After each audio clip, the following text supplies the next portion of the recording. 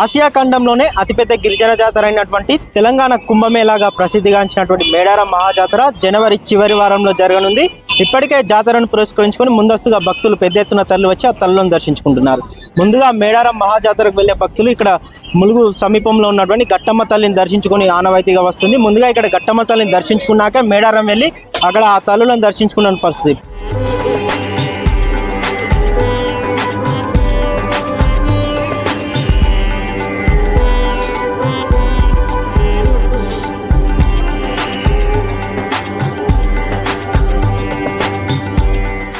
ప్రస్తుతం మనతో మాట్లాడేందుకు గట్టమ్మ తల్లి పూజారులు ఉన్నారు. అసలు ఈ అమ్మవారి ప్రత్యేకత ఏంటి, వారి మాటలో తెలుసుకుందాం. చెప్పండి అన్న, ఈ గట్టమ్మ తల్లి ప్రత్యేకత ఏంటి, ఇక్కడ ఎలాంటి పూజలు నిర్వహిస్తాం నిత్యం?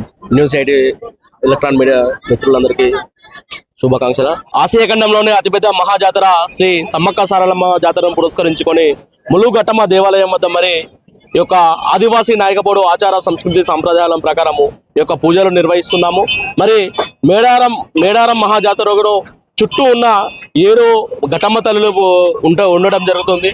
ఇక్కడ ములుగులో చూసుకున్నట్లయితే ఇక్కడ కానీ, అదేవిధంగా కమలాపూర్లో చూసుకున్నట్లయితే అక్కడ అటు ఎటునారు షాప్ వెళ్ళి, అదేవిధంగా ఇక్కడ ఇంచర్ దగ్గర ఉన్నది ఇక్కడ ఘటమ్మ టెంపుల్ దగ్గర కానీ, అదేవిధంగా బాయికపేట దగ్గర ఉన్నా కానీ ఎక్కడ చూసినా ఇక్కడ మేడ ఒక రాజ్యానికి యొక్క అంగరక్షకులుగా ఘటమ్మ తల్లి ఉండడం జరుగుతుంది. మా యొక్క తాతల ముత్తాతల నుండి ఆచార సంస్కృతి సంప్రదాయాల ప్రకారం కూడా ఇక్కడ పూజలు నిర్వహిస్తున్నాము. మరి ఇక్కడ మేడారం వెళ్ళే ప్రతి భక్తులు కూడా ఇక్కడికి వెళ్ళి అమ్మ క్షేమంగా వెళ్ళి లాభంగా రావాలి అని మా యొక్క కోరికలను కూడా మేము కోరుకున్న కోరికలను కూడా మీరు కొంగు బంగారంలా తీర్చాలని మరి భక్తులు కోరుకోవడం జరుగుతుంది.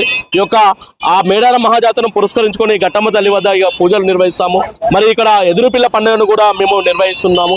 ఇక్కడ ఎదురుపిల్ల పండుగ అనేది మరి ఈ యొక్క ఆదివాసీ నాయకపోడు ఆచార సంస్కృతి సంప్రదాయాల ప్రకారము ఈ ఘట్టమ్మ తల్లికి ఎదురుపిల్ల పండుగను మనం నిర్వహిస్తాము. ఈ బోనాలతోని మరి ఈ యొక్క సంస్కృతి లక్ష్మీదేవర్ల కల్చర్ తోటి ఇక్కడ నిర్వహిస్తూ ఉంటాము. ఇక్కడ భక్తులు ఏ ప్రాంతాల నుంచి వస్తారు, నిత్యం ఎలాంటి పూజలు జరుగుతుంటాయి?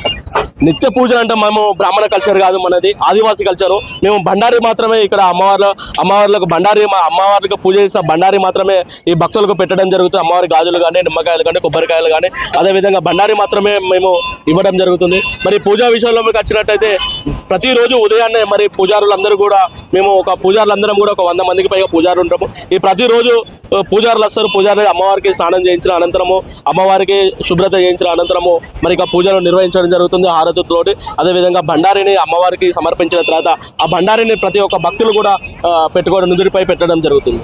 అమ్మవార్ల కన్నా ఒక్క అమ్మవారికి ఒక్క ప్రత్యేకత ఉంటుంది. ఈ అమ్మవారిని దర్శించుకొని ఇక్కడ పూజలు నిర్వహిస్తే ఎలాంటి ఫలితాలు ఉంటాయి? ముందుగా ఏంటంటే గత చరిత్రకారులు మా తాత ముత్తాతలు చెప్పినట్టు ఏంటంటే ఈ అతను ముత్తాతలు మాకు చెప్తున్నారు.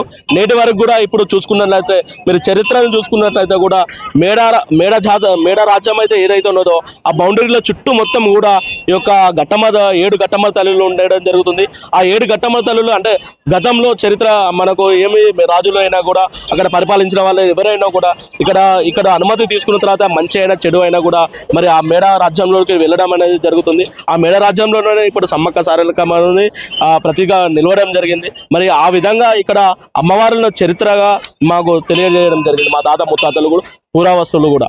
సుమారుగా ఈ జాతర అయిపోయే వారికి ఎంతమంది భక్తులు ఇక్కడ అమ్మవారిని దర్శించుకుంటారు? తెలంగాణ రాష్ట్ర వ్యాప్తంగా, అదేవిధంగా ఇటు ఛత్తీస్గఢ్ కానీ, ఇటు మహారాష్ట్ర కానీ, మన తెలంగాణకు ఉన్న బార్డర్ ఆంధ్రప్రదేశ్ కానీ ఈ చుట్టుపక్కల నలుమూల నుండి మరి మేడారం జాతరకు రావడం జరుగుతుంది. ఇటు నుండి మరి మేడారం జాతరకు వచ్చే ఇటు నుండి అంటే మనకు తెలంగాణ ఏంటంటే హైదరాబాద్ నుండి కానీ, వరంగల్ నుండి కానీ, నిజామాబాద్ నుండి కానీ, కరీంనగర్ నుండి కానీ ఇట్లా వచ్చే భక్తులందరూ కూడా మరి ఇక్కడ తల్లిని ఇక్కడ దర్శించుకున్న తర్వాత వెళ్ళడం. అక్కడ 1 కోటి పై భక్తులు వస్తాయి. ఇక్కడ నుండి ఒక 50 లక్షల మంది వరకు కూడా ఇక్కడ నుండి ఈ NH నుండి ద్వారా వెళ్తుంది. ఈ వెళ్ళే భక్తులందరూ ప్రతి ఒక్కరు కూడా తప్పకుండా ఇక్కడ వచ్చి కొబ్బరికాయ కొట్టిన తర్వాత అనంతరం మరి మేడారం జాతరకు వెళ్ళడం జరుగుతుంది. మేడారం వెళ్లే భక్తులు ముందుగా ఈ ఘట్టమ్మ తల్లిని దర్శించుకున్నాక మేడారం వెళ్ళడం ఇక్కడ ఆనవాయితీగా వస్తుంది. ఇక్కడికి వచ్చినటువంటి భక్తులు అమ్మవారికి టెంకాయతో పాటు చిరాచార సమర్పించి మొక్కులు చెల్లించుకుంటారు. సుమారుగా ఈ జాతర సమయంలో మాత్రం లక్షల సంఖ్యలో ఈ ఘట్టమ్మ తల్లిని దర్శించుకున్నటువంటి వస్తుంది అనుకుందని చెప్పవచ్చు.